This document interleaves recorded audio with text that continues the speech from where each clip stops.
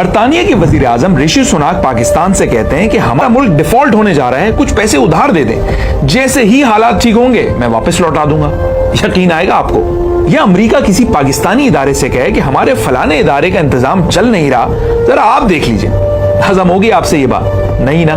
लेकिन जनाब एक वक्त था जब हमारा हवाबाजी का कौमी इदारा PIA दुनिया की कई ममालिक की रिक्वेस्ट पर उनकी एयरलाइंस बनाकर और फिर चलाकर दिया करता था। एक नाम था PIA जिसे दुनिया में एक्सेलेंस और महारत की अलामत माना जाता था। तो जरा सोचिए उस वक्त खुद PIA का अपना फ्लाइट ऑपरेशन किस पाए का हुआ करता होगा। ये वीडियो आखिर तक देखना इसलिए जरूरी है क्योंकि मैं इसमें PIA के शानदार माजी से मुतालिक वो फैक्ट्स बताने जा रहा हूं जो आपने शायद ही पहले कभी सुने होंगे। और हाँ, तो चलिए मुद्दे पर आते हैं।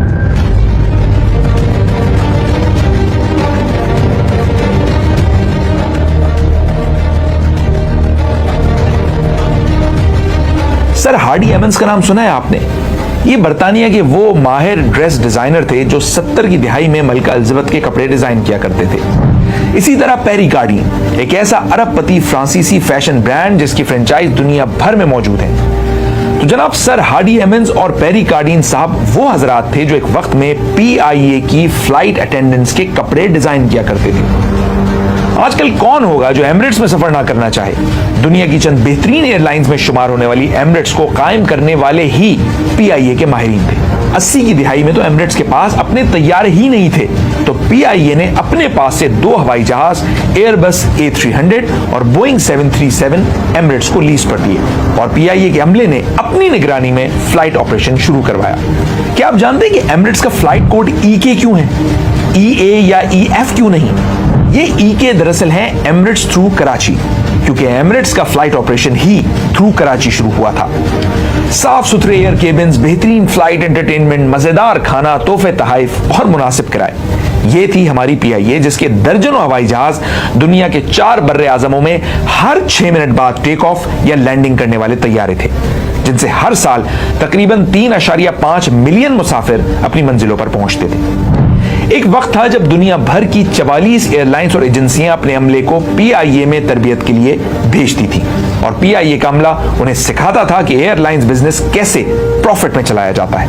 आज से तकरीबन 36 साल पहले PIA वो वाहिद एयरलाइन थी जो जदीद कंप्यूटर्स और मोबाइल फोन्स के बगैर ऑटो टिकटिंग मैकेनिज्म के जरिए टिकट की तैयारी का एवरेज टाइम कम करके 6.5 मिनट पर ले आई थी।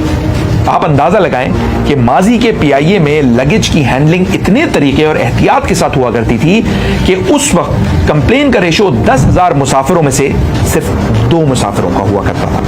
यही नहीं बल्कि 97.7% परवाजें वक्त पर टेक ऑफ करती और वक्त पर लैंड होती।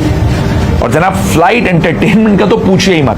अंग्रेजी, उर्दू और दीगर जबानों का मुकम्मल और क्लासिक मनोरंजन। इंटरनेशनल रूट्स पर दौरान परवाज फिल्में दिखाने वाली पहली मकामी एयरलाइन। अब रूट्स की बात करते हैं। 1964 में PIA चीन के शहर शंघाई के लिए सर्विस चलाने और मॉस्को के रास्ते एशिया और यूरोप के दरमियान परवाज करने वाली पहली गैर कम्युनिस्ट एयरलाइन बनी। काराकोरम के पहाड़ों पर से चीन के लिए मुतबादिल रास्ता मुतारिफ करवाने वाली पहली एयरलाइन बनी। और आज एमिरेट्स और PIA की मदद से बनने वाली दीगर एयरलाइंस के पास क्या है और हमारे पास क्या है? तो जनाबे वाला हाल यह है कि हमारे 4 हवाई जहाज दुबई के एयरपोर्ट्स पर खड़े हैं। एमिरेट्स एयरलाइन को बनाने वाली PIA के पास फ्यूल तक के पैसे नहीं है कि जो उन्हें दें और अपने प्लेन छुड़वाएं। इसी तरह दमाम एयरपोर्ट पर भी PIA को 20 मिलियन रियाल की अदायगी करनी थी। जब लिख कर दिया कि आलिजा रहम कर दें, तब इजाजत मिली कि जाइए अपने प्लेन ले जाइए। असल में हुआ यह कि इंटरेस्ट सपोर्ट प्रोग्राम के तहत हुकूमत PIA पर आयद कर्जों पर सूद की अदायगी के लिए हर साल 23 अरब रुपए दे रही है, जबकि कर्ज की अदायगी PIA खुद करती है। लेकिन गुज़िश्ता साल PDM हुकूमत ने ये रकम PIA को नहीं दी और अब निगरान हुकूमत ने भी हाथ खड़े कर दिए कि भाई पैसे वैसे नहीं है, खुद कमाओ खुद खाओ। लेकिन कमाएं कैसे? यहां तो अय्याशियां चल रही हैं। जेब खर्च क्या बंद हुई? तैयारे 30 से कम होकर 23 हुए और पिछले 15 दिन के दौरान मजीद कम होकर 16 रह गए और इसी बाइस परवाजें कम होने से यौमिया आमदनी भी करोड़ों रुपए कम हो गई। जहाज बनाने वाली कंपनियों बोइंग और एयरबस ने भी तैयारों के पुर्जे फराहम करने का प्रोग्राम बंद कर दिया। फजाई कंपनियों की बैनुल-अक़वामी तंजीम IATA ने भी PIA को ब्लॉक कर दिया। लेकिन फिर किसी न किसी तरह मांग तांग कर $3.5 मिलियन की अदायगी की, तब IATA माना। PIA के मुलाजमीन को तनख्वाह तक के लाले पड़े हुए हैं। इदारे ने साफ साफ कह दिया है कि भैया पैसे मिले तभी तनख्वाह मिलेगी।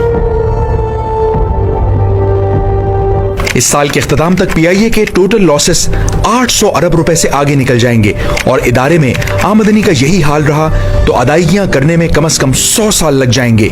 लेकिन इसके बावजूद 2014 से अब तक 20,000 अफराद को नई मुलाजमतें दी जा चुकी हैं। स्टॉक एक्सचेंजेस में दर्ज पीआईए का शेयर गुज़िश्ता कई सालों से अपनी फेस वैल्यू से भी नीचे ट्रेड कर रहा है। खैर जनाब, बताना यह था कि जो पीआईए कभी पाकिस्तान के सर का ताज हुआ करती थी, आज उसकी जगह जूतियों में भी नहीं रही।